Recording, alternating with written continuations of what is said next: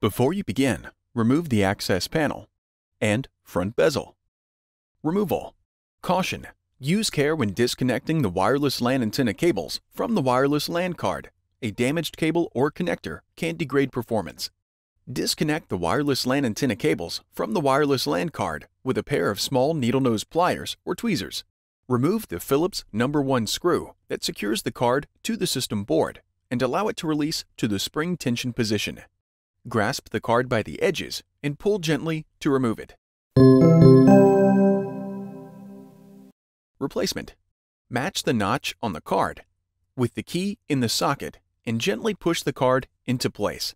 Press the card down and replace the Phillips #1 screw that secures the card to the system board. Reconnect the antenna connectors to the wireless LAN card.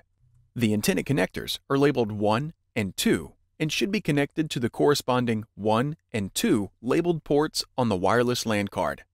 Caution: use care when connecting the wireless LAN antenna cables to the wireless LAN card. A damaged cable or connector can degrade performance.